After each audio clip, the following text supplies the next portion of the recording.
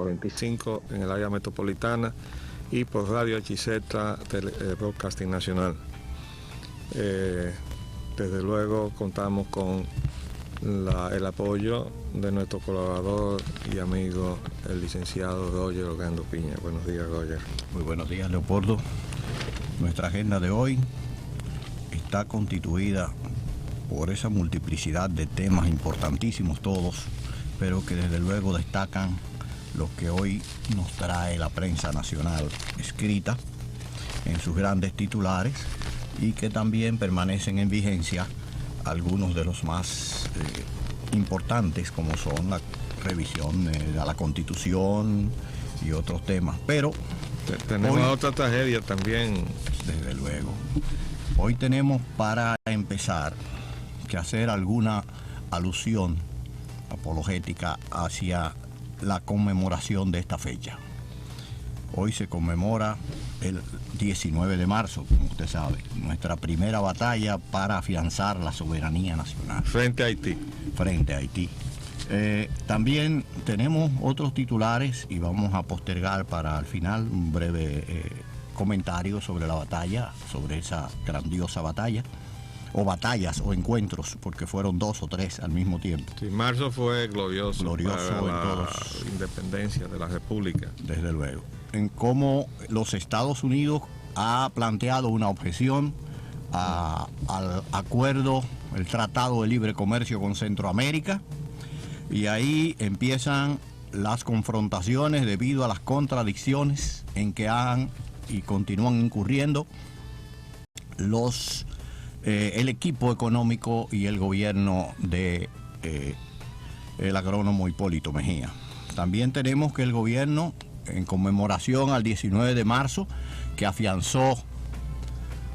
inició el afianzamiento de la soberanía del país, a determinar cuáles eran los espacios que correspondían a una y otra república, comienza a ceder esos espacios que se pelearon tanto y que se derramaron tanta sangre en todo marzo y a través de toda la historia del pueblo dominicano, a cederlo a los intereses extranjeros. Aquí vemos que el gobierno está dispuesto a ceder la Playa Dorada a los hoteleros. Bueno, eso va a ser más bien una formalidad, porque eso hace tiempo. Correcto, eso hace tiempo que está sucediendo. Pero más perjudicial que esa es la compra que han venido haciendo capitales extranjeros de los litorales vírgenes de este país, de modo de hacer realmente una pingüe ganancia en la especulación de tierra. Una cosa es la inversión que viene directamente a de alguna manera incrementar, aunque ese no es el modelo que nosotros creemos conveniente para el país, pero de alguna manera venir directamente a incrementar la capacidad hotelera del país, y otra cosa es venir a comprar la tierra, para que entonces el que venga a construir las habitaciones tengan que darle a ese que se fue adelante y compró todo el terreno adyacente a nuestras playas, que son, si no las mejores de las mejores del Caribe, un platal. Eso quiero que sepa el pueblo dominicano, que se está vendiendo cada solar de eso en miles de dólares. Ya le traeremos información más concreta, porque la tenemos respecto de lo que ha estado pasando, por lo menos en un área que ya ha estado afianzada desde el punto de vista del mercado turístico internacional, que es el de las Romanas. Y esta mención que tú hacías de la sujeción de Estados Unidos, ya la habíamos advertido, le habíamos dicho, queremos ver si ahora van a pisar ese callito. Bueno, pues ahora pisaron el callito, ¿no? Porque no hubo absolutamente ningún caso a las objeciones que estaba poniendo el aparato productivo nacional, perjudicado con las concesiones que habían hecho los funcionarios del gobierno saliente en perjuicio de la industria lechera dominicana. Entonces, y de la cebolla también y de otros rubros. Pero sobre todo el de la leche. Entonces, ¿qué hizo este gobierno? Por boca de su presidente, le hizo una promesa que tan pronto le fuera posible iba a cambiar eso.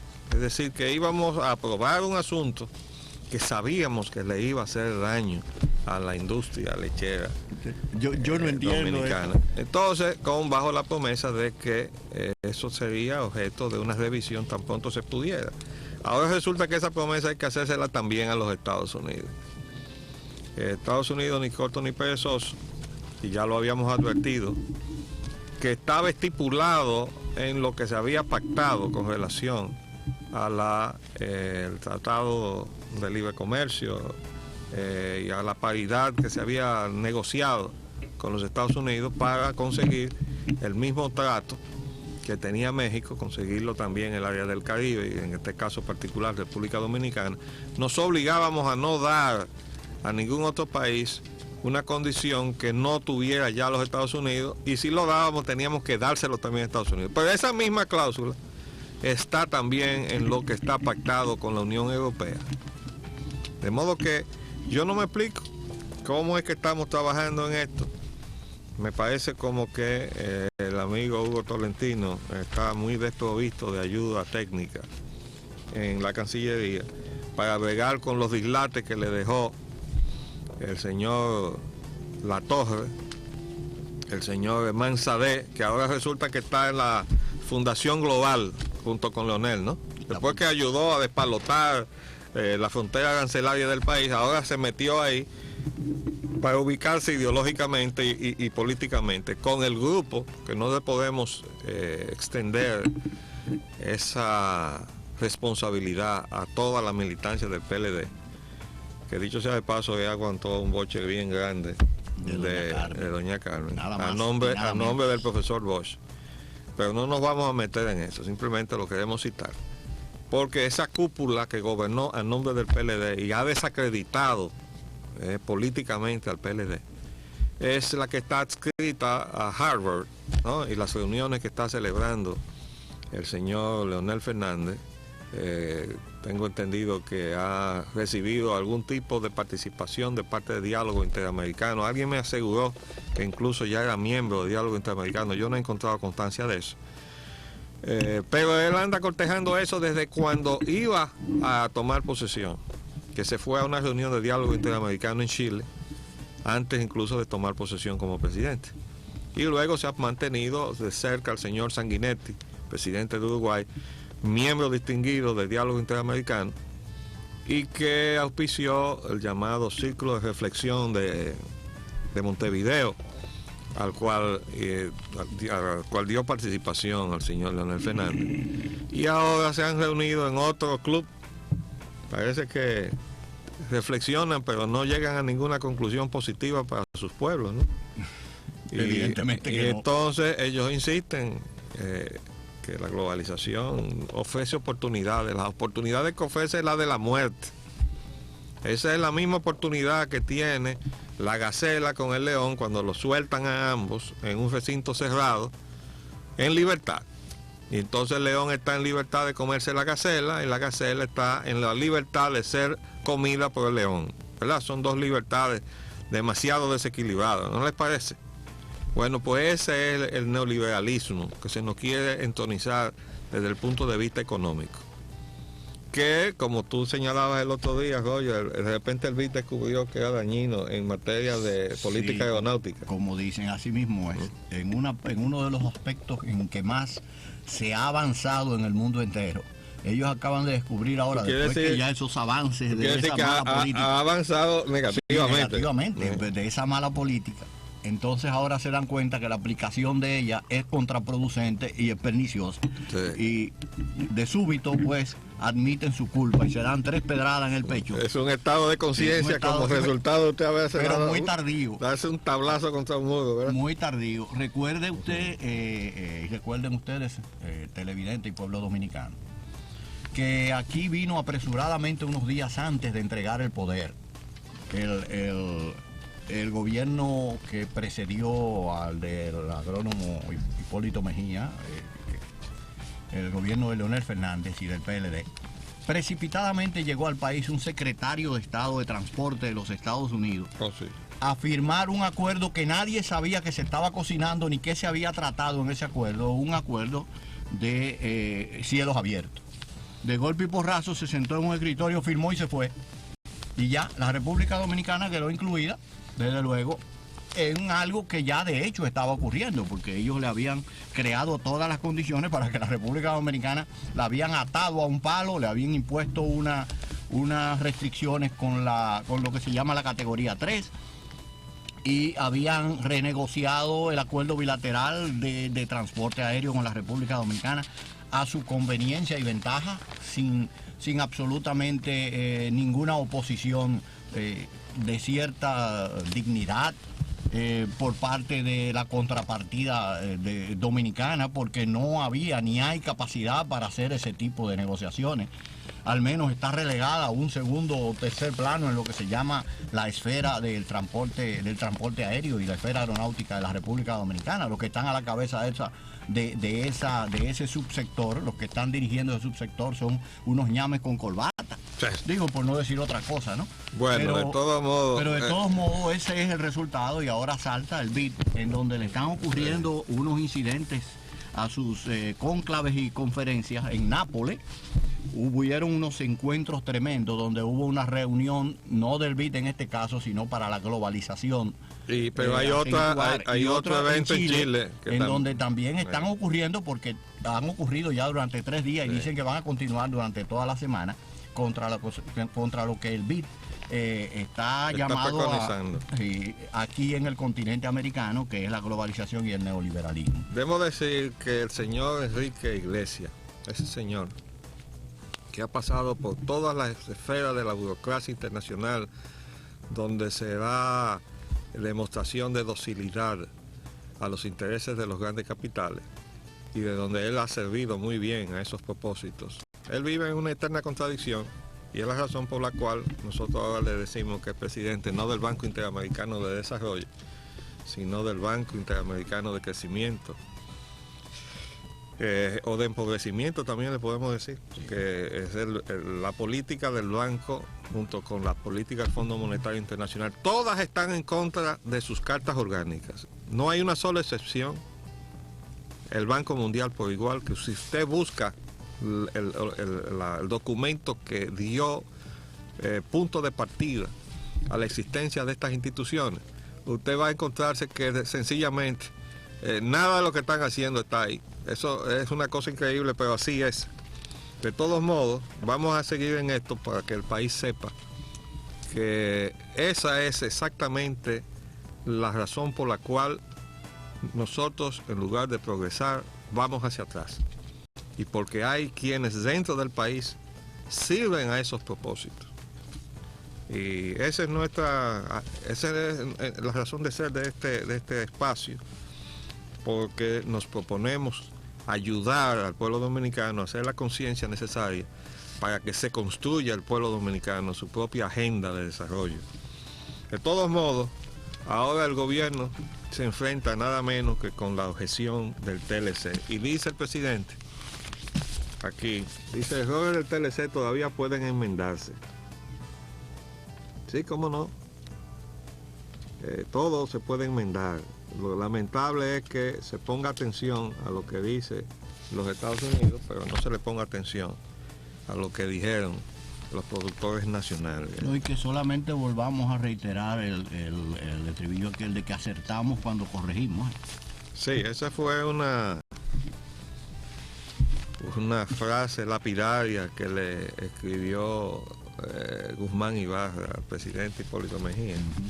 De que él solo acertaba cuando rectificaba, pero eso nosotros no compartimos esa posición tan crítica. Lo que sí nos extraña es que el gobierno siga en esta fiesta de ofrecimientos. Ahora mismo el presidente acaba de regresar de Puerto Plata, entonces se celebró lo que él llama Consejo de Gobierno. Yo quiero decirle con el mayor respeto que esos no son consejos de gobierno. Consejo de Gobierno es donde el gobernante, el presidente de la República, se reúne con su gabinete para discutir la solución a los problemas nacionales. Es decir, que no son eventos abiertos, multitudinarios, a donde se va a hablar y donde realmente se escucha poco, pero sobre todo donde se discute poco. Es decir, quienes están allí no están en condición de ponerse a discutir delante de toda esa audiencia que está allí cuáles son los pros y los contras de las soluciones que cada uno de los problemas nacionales tiene. Eso se hace en el Consejo de Gobierno. Entonces aquello tiene realmente otro propósito, no sabemos cuál es. Creemos que le han vendido al presidente la idea de que eso fomenta su popularidad. Y nosotros queremos decirle a nuestro amigo, el presidente Hipólito Mejía, que la demagogia es un arma de doble filo, que cuando se ofrece más de lo que usted puede cumplir, eso de más a la corta que a la larga resulta contraproducente.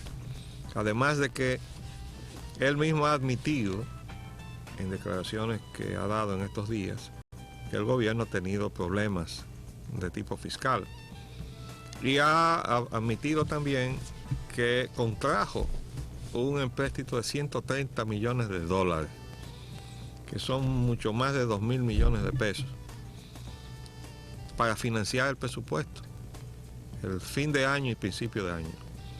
Pero que nosotros sepamos, el gobierno no ha movido un dedo para buscar los miles de millones de pesos que le hemos denunciado de manera reiterada, de dinero del Estado que se quedaron en manos, indebidamente en manos particulares durante la gestión pasada, en donde estamos hablando de un entorno de alrededor de 10 a 12 mil millones de pesos que muy bien pueden servir bien administrados para abordar los múltiples problemas que tiene el pueblo dominicano. Pero no se ha hecho nada hasta ahora. Vamos a esperar todavía un poco más antes de enrostrarle al gobierno una responsabilidad, la mayor que le podríamos enrostrar en ese caso, que sería el de encubrimiento de lo que pasó. Vamos a dejarle a la falta de idoneidad del equipo que tiene el presidente a su alrededor, el que esa tarea no se esté llevando a cabo de una manera adecuada y donde se esté haciendo investigación de a dónde se fueron a parar ingentes recursos, miles de millones, que no llegaron a su destino. Y no estoy hablando del PEME, estoy hablando de muchos dineros que, por ejemplo, como el caso del subsidio al gas licuado de petróleo de las amas de casa, no llegaron a su destino, sino que se quedaron en unas manos. Por cierto que, como siempre, en los fines de semana nos cambian los precios de los artículos, perdón, de los combustibles, y entonces ahora tenemos otra escala de precios que, como siempre, no obedece para nada a ninguna racionalidad, excepto que por primera vez la Secretaría de Industria y Comercio parece haberse percatado de que no tiene por qué estar zarandeando el presupuesto, la economía y todo lo que tiene que ver con los costos del transporte, afectados a su vez por el costo de los combustibles, de una semana en otra, porque ha mantenido los precios relativamente estables. Por ejemplo, la gasolina premium pasó de 40.08 a 40.65. Bueno, es una gasolina de lujo. La gasolina regular bajó unos centavitos de 34.63 a 34.58. La gasoil premium se mantuvo al mismo precio, el gasoil regular se mantuvo al mismo precio. El Aftur bajó de 19.72 a 19.15. Hay que recordar que ese es el combustible que utilizan los aviones de cuerpo ancho.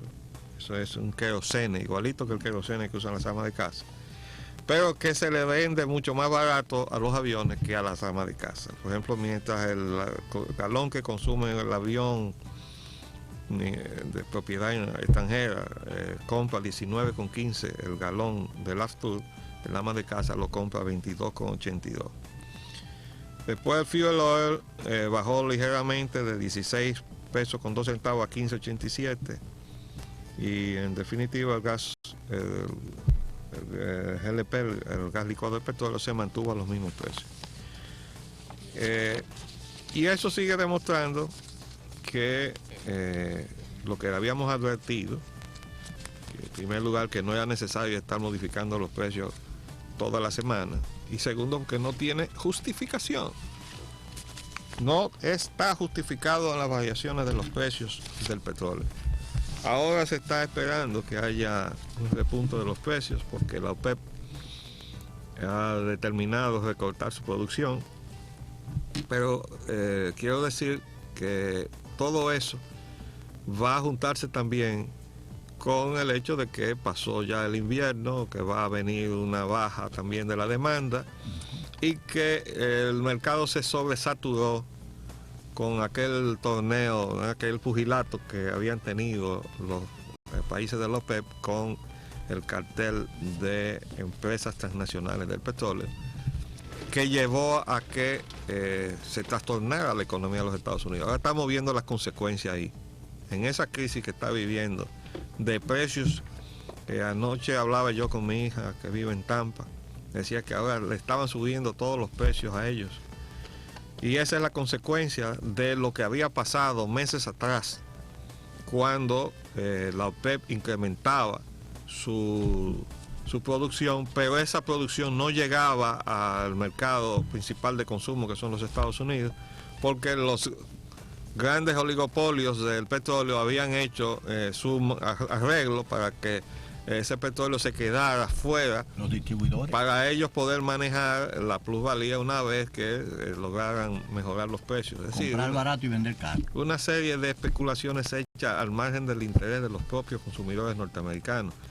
Eso se está viendo ahora en los Estados Unidos. Aparte de que, como tú sabes, hay una crisis energética. Vi que el presidente Bush está hablando ahora de que al pueblo norteamericano le espera una crisis energética. Sí, se ha manifestado ya de manera bastante contundente en el estado de California y parece irse trasladando estos efectos también al estado de Nueva York, y de estado a estado parece que ya hay síntomas que se van reflejando en algunos de los estados, incluyendo la Florida. Pero tú recuerdas la causa que se ha citado ahora de eso, ¿no? La desregulación. O sea, aquello que hizo el señor Ronald Reagan, que se aplaudió tanto en su momento, ahora resulta que es la causa eficiente de problemas en la industria aeronáutica, problemas en la industria eléctrica, hay problemas en el manejo bancario. Correcto, lo hubo y lo sigue habiendo. No, y ahora que se ha permitido una serie de fusiones. Fue catastrófico. Y de permitir además que incursionen en otras actividades que no son propiamente bancarias. Eso todavía no ha producido su consecuencia, pero la va a producir. Sí. De modo que esperemos el tablazo de ese lado. Es que la desregularización, usted recordará, es uno de los pilares en que reposa el neoliberalismo para abrir todos. Entonces, al aplicarla, pues, y a comenzar a surtir unos efectos, todos salieron a aclamar al presidente Reagan. Esta es la bendición de Dios, viene a resolver, digo, desde luego, los oligopolios y las grandes corporaciones. La bendición es que le hayan dado a ese mismo purgante al pueblo norteamericano, porque allá es que se va a dañar el muñeco ese. Ahí es donde se ha estado Nosotros dañando. Los latinoamericanos nos podemos cansar de gritar, o podemos incluso hasta pelear, como hemos peleado nosotros, o como han protestado también airadamente otros pueblos latinoamericanos contra este modelo de opresión y de empobrecimiento, pero no se nos hace caso. Pero cuando es el pueblo norteamericano el que patalea, inmediatamente eso tiene una repercusión dentro del Congreso. Todos los legisladores ponen el ojo sobre la posición de sus constituyentes, porque si no votan por ellos. No votan por ellos, lo sacan y comienza del Congreso, entonces a funcionar la cosa de otra manera, y se habla de proteccionismo, pero ya no se dice con ánimo peyorativo, ¿verdad? No. Porque cuando nosotros tratamos de proteger lo nuestro, entonces se nos dice que pertenecemos a la época del Jurassic Park. Económico. El Parque Jurásico. Del Jurásico económico, donde el proteccionismo era una mala palabra. Sí, era la bandera en esa época. Sí, pero nosotros que ahora vinimos a destruir eso. Ahora desregularización. Ahora es una mala palabra, ¿no? El proteccionismo. Yo quiero decir que el proteccionismo es sencillamente la política que un país toma para proteger lo suyo. Dígame usted si usted no protegería su casa o su familia. Dígame si usted no lo haría. Entonces dígame qué está de malo en que un país proteja lo suyo. Estados Unidos nunca ha desprotegido su economía, que esté claro, ¿eh? Lo primero que hace es una verja afuera para que no solo eso, sino que Estados Unidos está hace mucho tiempo preconizando por la libertad de comercio, y en realidad la libertad de comercio nunca la ha practicado, siempre ha tenido vigilado su mercado y tiene lo que se llama el sistema de cuotas. El sistema de cuotas le permite a Estados Unidos bajar el arancel a cero si quiere, pero si tú no estás en la cuota tú no entras. Tan simple como eso, que esa fue la respuesta que le dio la señora Carla Hills, que era la negociadora de Estados Unidos a nivel de gabinete cuando se fundó la Organización Mundial de Comercio, y cuestionada por los periodistas inmediatamente después que firmaron el documento final, que no fue un documento de acuerdo, sino fue un documento de desacuerdo. Porque estaban corriendo contra el tiempo, tenían una hora límite y un día límite para llegar a un acuerdo. Y como no se ponían de acuerdo, dijeron, bueno, pues vamos a poner en los anexos, a dejar contar en qué no estamos de acuerdo y firmemos. Y firmaron. Vamos a ponernos de acuerdo en lo que no estamos de acuerdo. Ok, y así Estados Unidos dejó constancia de sus reservas, las reservas que había puesto el Congreso de Estados Unidos, que dijo, bueno, nosotros vamos a aprobar el ingreso a esa entidad con la condición de que no nos fallen 3 veces en contra en un tribunal internacional a los intereses norteamericanos. Si nos fallan 3 veces en contra, nosotros nos retiramos de esa entidad, como se retiraron de la UNESCO y de... Sí. Entonces, así es como se cuecen las habas. Estados Unidos protege su economía y entonces quiere que nosotros desprotejamos la nuestra. Pero hay otro aspecto muy importante, arquitecto, y es una de las patas esenciales de ese proteccionismo que se manifiesta de otra forma, que es los subsidios. Los Estados Unidos es uno de los países que mayores subsidios concede a renglones de producción y de servicios. Inclusive hasta la industria aérea norteamericana está subsidiada de una u otra manera, directa o indirectamente, y no hablemos de las confrontaciones que ha tenido con los europeos precisamente en ese plano, porque ellos no quieren eliminar lo suyo, pero quieren que los europeos los eliminen. Pero los europeos también tienen subsidios, pero los dos están de acuerdo en no eliminarlo. En no eliminarlo. Sí. Entonces se nos impone a los otros, a los demás países del bendito globo de que eliminen sus subsidios, particularmente a nosotros los pequeños, donde los subsidios son de vida o muerte. Los que tenemos la parte pequeña del embudo, ¿no? Exactamente. Porque ellos tienen la parte pequeña del embudo, nosotros la parte más pequeña. De todos modos, nosotros decimos que lo que es igual no es ventaja. Y así mismo como les reconocemos y además aplaudimos que los Estados Unidos protejan su economía, nosotros tenemos el derecho, el deber de proteger la nuestra. No es verdad que podemos lanzar a nuestro aparato productivo nacional a una competencia ruinosa o a una competencia que tiene su resultado previsto de antemano, la quiebra del aparato productivo nacional. Es decir, el encuentro de la gacela con el león. Quiero hacer rápidamente un comentario, es que estamos transmitiendo desde un escenario diferente. Ustedes habrán notado que no tenemos aquí ya la cabina de radio, sino estamos en otro rincón del estudio, estamos transmitiendo gracias a la ayuda y el apoyo que nos ha dado la emisora, para que desde aquí podamos tener más facilidad cuando traigamos invitados a compartir con nosotros. Entonces es mucho más fácil de desenvolver este programa desde este ámbito de la mesa redonda, al cual pensamos traer en esta semana varias personalidades. Quiero decir que volveremos con la presencia del doctor Gustavo Vice, con quien vamos a hablar de la reforma administrativa del Estado, o sea, la reforma del aparato administrativo del Estado, de servicio civil y de carrera administrativa, porque cuando él vino como secretario técnico de la presidencia, el primer secretario técnico que hubo acá, cuando se fundó el secretariado técnico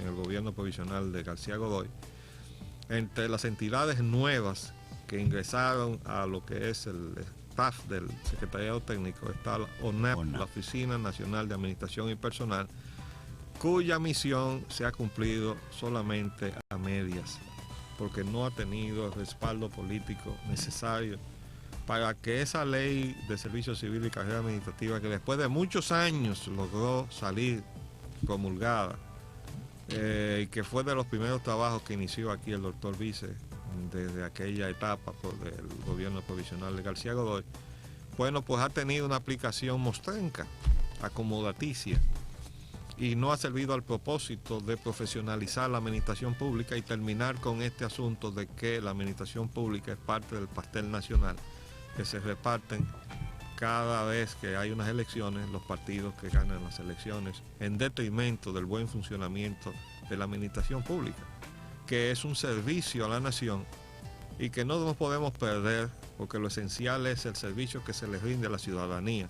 Lo esencial no es el cargo público, por lo cual los cargos públicos tienen que estar desempeñados por aquellas personas que reúnan las mejores condiciones, y eso es lo que persigue la Ley de Servicio Civil y Carrera Administrativa. De modo que entre las cosas que tiene que ponerse por delante este país para que salgamos del atraso en que estamos sumergidos, está la aplicación de normas de conducta, como es la aplicación de esa ley, que va a permitir a los dominicanos tener un aparato eficiente y además de tener el derecho de ir a una oficina pública y que se la atienda como Dios manda. Porque hasta ahora, cuando usted va a una oficina pública, usted se encuentra con una persona que cree que tiene a Dios metido en el bolsillito y cree que no está obligado con esa persona que llega a ser servida. Y el término servidor público quiere decir exactamente lo contrario. Entonces tenemos que acabar con eso. Y esto, igual que tenemos que acabar con ese tipo de congreso que tenemos ahí, que sabemos que esa gente que está ahí no lo va a permitir, porque no podemos seguir con un congreso cuya Cámara de Diputados crece ad infinitum, es decir, hasta el infinito. Mientras esté creciendo la población dominicana, estará creciendo la representación de diputados en esa rama del Congreso Nacional. Mientras los senadores son un senador por provincia, aunque ahora están queriendo incrementar el número de provincias para tener más plazas de senadores y síndicos y todo eso. La otra, por lo menos, estando la Cámara del Senado congelada o restringida únicamente a la existencia de las provincias, la otra crece con la proyección demográfica. Ojalá y no se le ocurra hacer como en los Estados Unidos, que son 2 senadores por cada estado. Entonces sí es verdad que nos duplican la cosa. Nunca debiste haber dicho eso en el aire aquí. Te van a tomar la palabra y tú vas a ser responsable por haberle inseminado esa sugerencia. Entonces, nosotros realmente tenemos muchos riesgos por delante. Este país tenemos que trabajar muy en firme, pero el pueblo dominicano también tiene que hacer conciencia de una cosa: no puede apoyar a nadie en sus aspiraciones a ser presidente o a un partido para que suba al poder sobre la premisa de que me va a dar mi tajada. Y este es un reclamo que yo le hago a los militantes de todos los partidos, y específicamente a aquellos con quienes yo compartí tantos años de militancia, que son los PRDistas, que yo sé que se sienten frustrados de que de su partido no ha salido el gobierno que se les ha prometido. Y yo les quiero decir que mientras sigamos con este proselitismo y este prebendalismo y con este providencialismo y este caudillismo, no va a salir lo que el pueblo necesita, que es un gobierno que trabaje para el pueblo dominicano. Entonces, ¿qué es lo que deben esperar los PRDistas de este gobierno? Que haga un buen gobierno para todos, no que le busque un cargo. Porque un cargo dado así no es más que un sitio donde se cobra sin trabajar. Y ningún país progresa si no trabaja. Entonces yo quisiera que esta reflexión que les hago en un momento quizá que no viene al caso de ninguna crisis, pero dicho ahora cuando no hay ningún enfrentamiento de demandas de que me ponga aquí o me ponga allá, que estarán soterrados ahí, porque me consta, yo lo oigo. Y hay muchos periodistas que dicen que no le han dado su oportunidad. Bueno, mientras exista esa expectativa, mientras todo el mundo crea que bueno, ahora llegó mi gobierno para darme mi cargo, pero que ese cargo no va en la dirección de yo servir, sino de yo servirme, entonces este país está frito, para decirlo en un lenguaje que todo el mundo conoce. De todos modos, nosotros estamos aquí también para ayudar al gobierno, al que sea, en este caso el gobierno de un amigo, a que haga las cosas como el país necesita que se hagan, porque ahí está en juego la suerte de todos nosotros. Mientras tanto, quiero pasar muy rápidamente algunos titulares de las cosas que pasaron el fin de semana, porque recuerden que nosotros hacemos nuestra última intervención el viernes, y entonces viene el sábado y viene el domingo, y entonces entra los periódicos del lunes. Pero vean esas fotografías. Ese fue un choque entre un tanquero y una patana. Pero también hubo otro caso. Miren esa foto. Hubo un tanquero que se volcó en un elevado, en el elevado de la 30 de mayo con Luperón. Ustedes se imaginan a la velocidad que andaba un tanquero, eso es cargado de combustible, para volcarse. Y además volcarse en un elevado. Bueno, definitivamente no hay nadie que esté poniendo orden en el desorden del tránsito. Y recuerden que yo les he dicho una y otra vez que mi primera advertencia, mi primera observación al gobierno de Leonel Fernández, antes de emprender todos esos túneles y todos esos elevados, yo les decía, no se puede diseñar ni construir infraestructura. Entiéndase que infraestructura, técnicamente hablando, son las calles, los pasos, los pasos de nivel, los túneles o los elevados, o en fin, los puentes peatonales. Todo eso es infraestructura, como lo son las calles, las aceras, los contenedores, las cunetas, las vías de agua. Todo eso es la infraestructura urbana. Y le decíamos, en cuanto a la vialidad, es decir, la parte del movimiento de tránsito y del tráfico de vehículos, no se puede diseñar ni construir infraestructura para el desorden. Hay un enorme desorden. Y si ustedes construyen para ese desorden, vamos a tener el desorden encaramados en los elevados o metidos en los túneles, y eso es exactamente lo que está pasando. Ya tuvimos el vuelco de también otro vehículo en un elevado, porque es un vehículo que se suponía que no debía estar, y entonces además de eso se vuelca por la velocidad que llevaba. Pero es que nadie está controlando entonces el acceso a los elevados. Y de un autobús en un túnel. Entonces, explotó con un tanque de gas. Exactamente. Entonces, señores, lo primero que este gobierno tiene que hacer es enfocar la situación que recibió y poner un equipo con la capacidad necesaria para amarrar todos estos cabos sueltos que le dejaron, pero no seguir soltando cabos, porque esas soluciones que ha planteado Ahmed, por ejemplo, del giro a la derecha ahí en la esquina de la Lincoln con la autopista 27 de febrero, porque eso no se puede llamar avenida ya, una autopista que nos metieron por el medio de la ciudad. Antes usted podía llegar a la esquina de la Lincoln viniendo por la 27 y doblar simplemente a la izquierda. Ahora usted se tiene que meter 100 metros hacia adelante, doblar 100 metros más, volver a doblar 100 metros más y entrar 100 metros más en la Lincoln para volver al punto de partida donde usted estaba, pero esta vez siguiendo derecho. Usted se imagina lo que eso supone en concentración de movimiento vehicular en ese entorno en el cual esta decisión absurda se ha tomado. Bueno, pues por ahí no podemos caminar. Además acaban de pasar, o se ha dispuesto que el Departamento de Tránsito pase a AMET. Señor, AMET se creó para manejar el transporte, y transporte y tránsito son dos cosas totalmente diferentes. Hay una gran confusión en ese Entonces no es posible que se vaya a poner en manos de una institución que además está creada por decreto algo que responde a algo que está fijado por una ley, que es la ley de la Policía Nacional. Entonces, sencillamente, eso no puede ser. Otra noticia que tenemos es esta: envasan agua sucia. ¿Usted se imagina eso?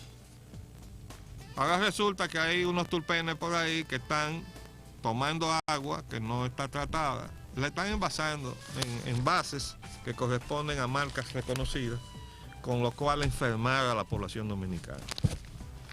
Y por último tengo que comentar esto: Esperan Frontera vuelva a la normalidad. Ahí se presentó otra situación con los ilegales haitianos y hubo un soldado dominicano que mató a un ilegal haitiano. Ahora se ha vuelto a levantar ahí una situación de tensión y de protesta, y nadie quiere que nadie pierda la vida, mucho menos en manos de los soldados dominicanos. Pero ya habíamos dicho que mientras persista el intento de penetrar ilegalmente al territorio dominicano, esos incidentes se iban a estar reproduciendo, porque el deber de los soldados dominicanos en la frontera es no dejar pasar a nadie de manera ilegal. Entonces, ¿qué es lo que quieren? Entonces, a reclamarle que el gobierno dominicano tiene responsabilidad. El gobierno haitiano no tiene ninguna. ¿por qué no frena su migración ilegal? Porque a nosotros se nos exige frenar la migración ilegal dominicana. Entonces, no, nosotros no le estamos exigiendo a Haití que frene su migración ilegal. No estamos bien, no marchamos bien. Señores, vamos a hacer un paréntesis para que pasemos a los mensajes institucionales y luego a la fase interactiva del programa. Correcto.